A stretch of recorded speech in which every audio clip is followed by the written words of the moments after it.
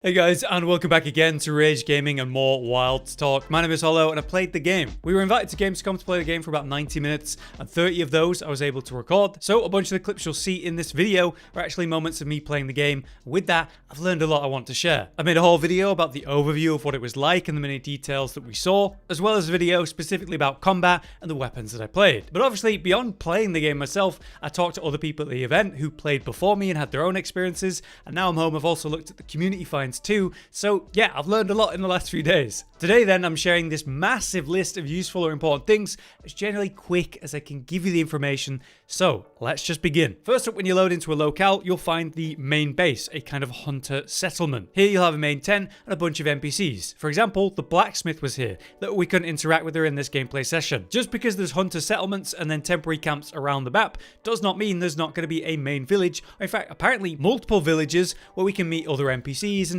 follow main storylines. So villages are still going to be a thing. Let's talk about the mount. The sekret has multiple speeds and simply goes forward when you try to move. So you have to press the stop command, which is hold R2 on a controller to full stop. Otherwise, you just run in a straight line forever. Though there are two main modes of travel: auto and manual. Auto will path the sekret to whatever your current objective or marker is. So whether that's main quest, a target, a marker you've placed, whatever, the scout flyers are going to lead you to it and the sekret will automatically run to it. During auto run, you can choose the speed you're going at, but you can also open your bags, the map, whatever, and do things while you're traveling. It's very smooth. Meanwhile, in manual, the sekret is running in a direct forward line for whatever way you're facing at the speeds you're choosing. To swap sekret speeds then, you simply press the sprint button, which is R1 on a controller. You can tap it to make it go faster between different levels, or tap R2 to go slower. Then you just hold R1 to go full speed, or again, hold R2 to stop. As a warning, you can be knocked off the sekret by monster attacks,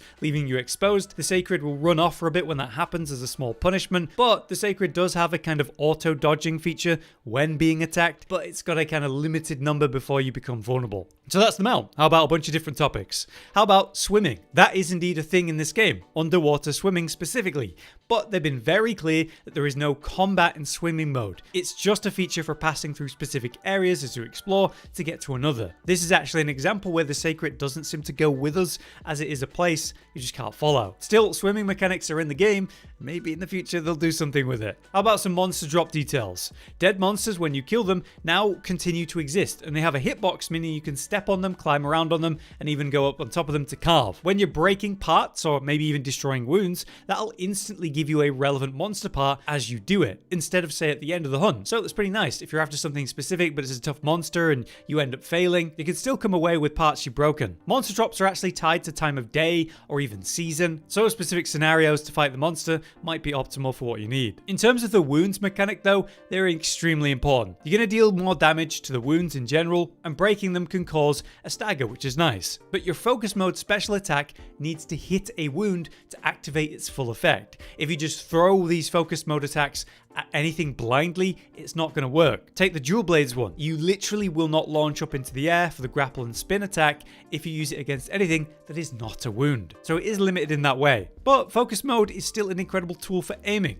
Like say with greatsword charging, you can be mid-charge and then start the focus mode at the same time. This allows free turning, even up to like a 180 turn, to aim the charge directly. Maybe more commonly you'll just use it to like make small adjustments to make sure you're hitting the weak points, but it's definitely incredible as a feature for slower weapons that need to make sure they get the maximum value of those hits. Next, the new power clash mechanic. All it really is landing a perfect guard, so trying to block right as you're about to be hit. I personally did this in my session with greatsword, and amazingly, the follow-up allowed me to instantly true charge the monster after, so it skipped to the ideal end of a combo to reward me for landing the clash on a perfect guard. Any weapon that can guard can then also trigger clashes in this way, and I expect them all to have a suitable punish follow-up after landing one. How about specific weapon stuff? I played with a greatsword, dual blades, and bow. The greatsword counter, offset rising slash, seemed to require I send the attack right as it collides with the monster's attack at the same time. So you can't just throw it out suddenly or at the last moment. You need to have it flying initially to collide with the monster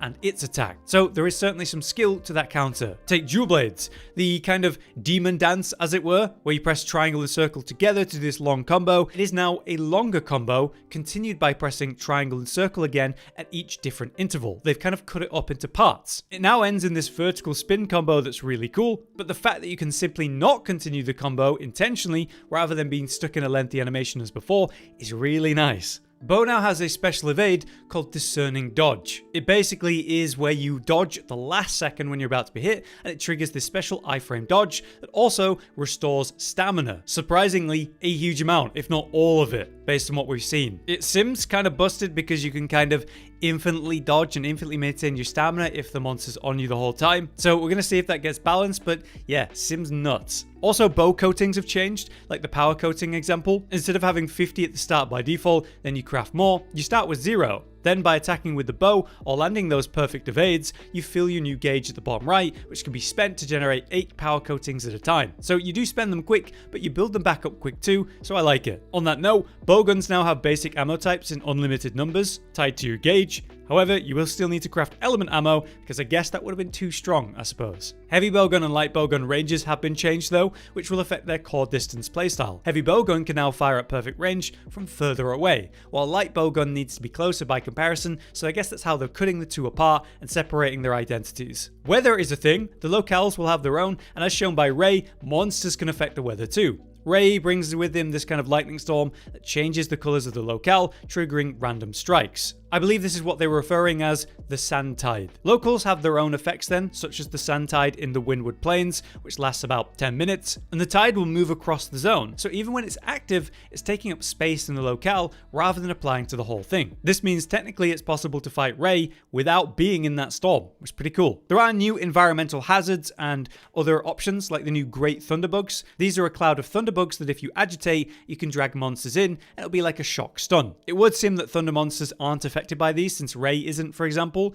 and so I would imagine if Zinogre's in this game, what will happen if he touches these? Will he just get stronger? Mount combat is back, where you mount similar to Worlds. Specifically use aerial attacks to potentially trigger a mount. From there you're on the back, deal enough damage with your dagger to deal a special mount attack, and that can bring the monster down. You'll hold on when it tries to shake you off, and you're all limited to how much stamina you currently have. Naturally, you try to move to a wound or location the monster's vulnerable for the best damage, like the head, and do your best to keep the DPS up. It is confirmed that mounting is changed in new ways though. The first special mount attack might not always bring the monster down. You can also attack with your weapon rather than just the hunter's knife. The finishers are these new focus finishers too, so basically we all have new mount finishers, which look great. Non-alpha monsters can in fact be mounted, by the way, if big enough, like the doshaguma types. So lots to consider there. As you'll see, we now have a kind of 3D map style. You have the minimap at the bottom left, which you can extend by holding L1 or other radial wheel buttons on a controller, or you can open up the full map as normal and even turn it around to get a kind of horizontal or vertical, different angular views to see where that verticality is. This helps you kind of understand where underground sections are, above passageways. It really gives you context as how high or low things truly are. Next, I think pods should be a topic. The large dung pods are vital for splitting up packs of enemies, as I found when playing. Monsters can come in groups, and your main real threat in a group will be the alpha. You can fight them normally, sure, but it's smarter to use a pod, like say a large dung pod. In huge AoE, you'll send them all running, and likely they'll go in different directions, so you can separate them that way. Alternatively, there's the lure pod, which you could use on the alpha, then have it chase you away from the pack. Bleeding pods should also be noted. These can be used to create wounds faster. We get these by pulling teeth from the newly confirmed new small monsters, Gaijos, so that's certainly going to be valuable to gather and use for maximum DPS. There are also other new endemic lives we've seen, like we've seen an iguana running around. The capture net function is back. I literally did it in my own gameplay. As before, you walk in like the short range, the color of the square changes, and then you can fire it out and grab something. I imagine then we'll have a base to bring this back to and a home to embellish. Rare endemic life is going to be back too, so special endemics you only find in certain places at the right time, that's back. But as I was talking to Josh, hopefully we find this is more like World, where it's a bit more interesting than Rise. How about weapon swapping? That is actually quite simple. You go to the camp and enter your tent and go to the change equipment menu. Here you've got your normal 5 armor slots as usual, but now there's these 2 weapon slots, primary and secondary. It doesn't really matter which one you put it in, but primary I imagine is the one that you load in with first. But to swap between them on a controller, just press right on the D-pad, and then your sekret will come running over with the weapon. You pull it out of the bag on the side of the sekret, putting away your other weapon, and you can do that infinitely. We will have to unlock this mechanic when we first start playing, but it's not far into the game. One important detail to consider about swapping weapons then is something like the hunting horn. That provides party buffs when you play different songs, of course. So when you play songs and get the buff, and then swap weapon, you will maintain those buffs for a while. This was proven and shown by fellow creator Superrad, so great spot on that one. If that makes it to the full game, maybe meta to always have a hunting horn, which I don't know if I like. On that note, you can indeed bring two of the same weapon type. Nothing's going to stop you. We actually saw that in regards to Gamescom. Ryuzu, he said he'd bring 2 hammers every time. Also, the new pop-up camps, which can be placed around. They're not infinite. You can't place them wherever. There needs to be suitable areas. The devs have kind of allowed their placement, but you want to be wary where you do place them and when, because they can be destroyed, as shown on stream, if a monster attacks them, even when you're inside them. Though, when you do put these down, NPC hunters can spawn at these, so you can think about that too when you're placing them. Alright, how about cooking mid-hunt? I did this myself. Sure, you can do it at camp or in the tent, but there's also the portable cooking, which I did. I had 2 main options, the barbecue mode, which I didn't get to do, but is basically just cooking raw meat until the song plays the right note, and then you finish with the cooked meat. Alternatively though, the new cooking menu we had has 3 main ingredients. Kind of the main ingredient, a secondary ingredient, and then a garnish, and these change the effects as you might expect. Health, stamina increases, element res, based on what food you have. But they change the animations based on what you put in there. It does reflect what you're eating, which is pretty nice. Next, there's a new mechanic with SOS hunters, NPCs you choose to spawn in to help you. You can choose to spawn up to 1, 2, or 3 of them to fill up the party, and they had us do that in the play session. It was kind of like having an online party with you with genuinely impressive AI. They're very careful to follow what you do, so if there's a sleeping monster, they're going to let you wake it up, but say if you start placing bombs down, they start to place them roughly where you are too.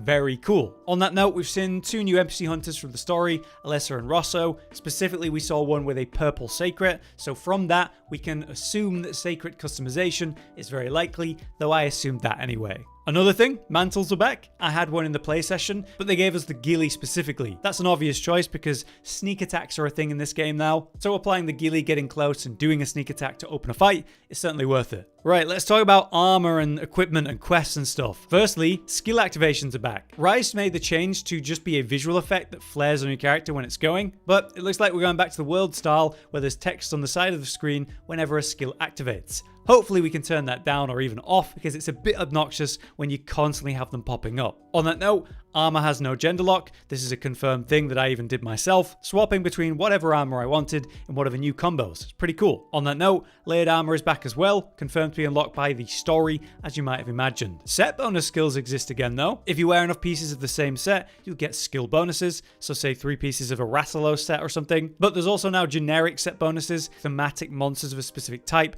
They'll fit together for different bonuses, so there's going to be a lot to consider. Awesomely though, weapons can have skill ranks too, like your armor, such as +1 to speed sharpening on your weapon, which is just nice to have. One question we have though that we don't know the answer to is if your second weapon that's not actively being used, it's in the saddlebag, does that give you its skill bonus or not, or is it only when it's in your hands? Speaking of the weapons, we did have a look at all of the basic weapons for the hunters. It looks like we have our new basic set to begin the game with. The official name for these are the Hope weapons. In terms of questing though, you can create quests by simply choosing a monster via the map to hunt specifically, or you could go physically hit it, or visit a quest board style system in the camp, which is nice, means you've got lots of options. Amazingly though, monster damage will progress between quests. So if you hit another monster that's actually not your main target during a main quest, that damage will maintain. Meaning when you make a new quest for that other monster that you hit earlier, it'll start that hunt already hurt, however hurt you left it, which is really cool of them to do. We did get a look at kind of old school quest systems though, where we're looking at the list of monsters, showing difficulty, potential rewards, kind of reminding me of investigation. Interestingly though, in the footage we saw the dev stream, we saw monsters of different types that should be harder than one another, and yet had higher rewards and higher difficulty level. We're thinking that monsters of the same type can be harder or easier in terms of health and damage, based on the RNG when they spawn. So that'll be interesting to see. But this investigation style board or system is interesting. You can immediately see the value and choose what you're going to go for instead of first having to find an investigation and hopefully getting the RNG one you need. We'll see how that works in true though. There's a couple quality of life things though. At the end of a quest when you've beaten a hunt, there's that quest timer for 60 seconds. It's finally skippable. Even in multiplayer, everyone just has to vote to skip and then it will. The quest reward screen is now just a casual overlay, so it won't pause the game either. We also won't leave the map instantly after a hunt. You choose to leave when you want, which is very nice. If you are playing multiplayer, you may notice that accolades are back, so whoever did the most whatever, like we saw in World but not in Rise, just a small thing but a fun mechanic. Right, how about some monster specific stuff for a sec? The music is actually dynamic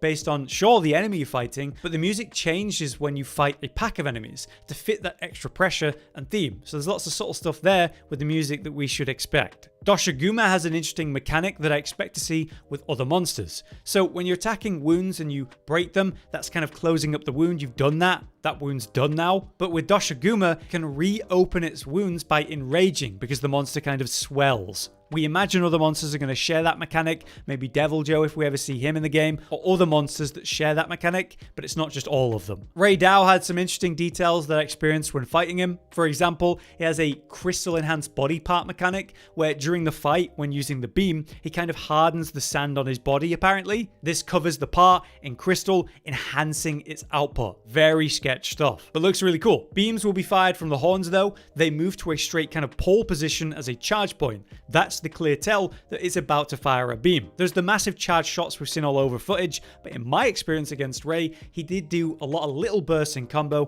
quickly without full charge, so do be wary. But as a thunder monster, that lightning can and will apply Thunder Blight to you, and on the bright side, you can break Thunder Blight by rolling multiple times, which is really nice because they didn't give us any null berries.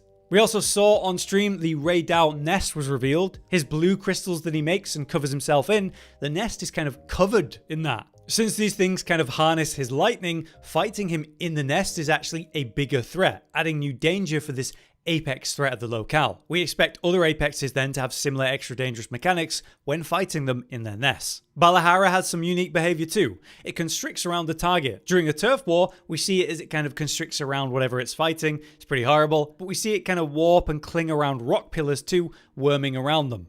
In some cases, you can pull at those though to bring them both down at once. Chatacabra has its own unique mechanic where it kind of covers its arms in this kind of coating. In a very cool mechanic, the arm coatings will change based on whatever ground the monster's on because it's whatever it's going to coat its arms in. Also, for Balahara, they can reward black pearls, which is weird. Previously, that was a crab monster related item drop only. The switch axe we saw in the weapon trailer seemed very beetly, if not crabby. Now for a big quality of life kind of topic. You can set damage numbers to be more precise, literally showing decimals if you really want that level of detail. A couple of mechanics are causing quote-unquote drama. One setting that's causing that is a system where you automatically use the healing potion tied to how hurt you are at the time. So if you have like a certain amount of health lost and you try to use a potion, it might use a normal potion for you when, you personally might have wasted a mega. Some people consider this too easy or babying. I don't think it matters too much. Much like that new mechanic with the health and stamina bar. They kind of wave around and the health bar goes nuts when there's a big attack coming. Many people are talking about if this is going to be too distracting or whatever. Personally, I never noticed it. I never even paid attention to it when I was fighting Ray, and I know my health bar was doing that when I was fighting him. But hopefully you can turn it down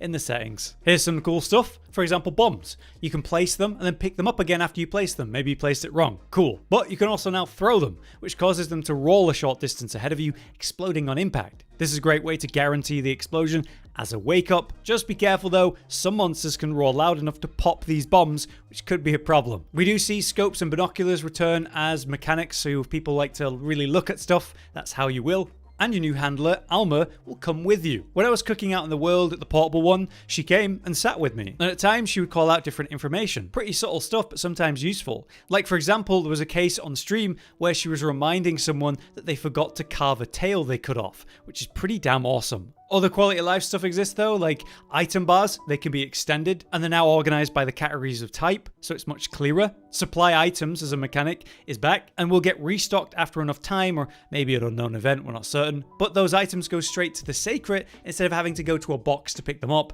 which is a relief. As you may have seen, we have that hook slinger mechanic with a grapple. You can actually use that for a couple features, like grabbing items while on the back of your sekret, still moving along, pretty smooth to do. I did it by aiming with L2 on the controller, and then I press circle when aiming at the thing. You can also use this to kind of slap at a monster though, if you want to draw its attention without dismounting. Monster materials on that note now have lore to read again, which is nice to have back. Collecting items has been made easier or more obvious. They gave them some new kind of bright shining lights to help you spot them. The palico behavior seemed interesting and changed too. It seems to just do what it thinks you need in that moment, mimicking you based on your behavior. Previously we'd have to set that, based on the behavior type of palicos, so that's interesting. Oh, and also, if you've played Monster Hunter World and Iceborne and you've got save data, it'll recognize that and give you a little reward for some palico armor.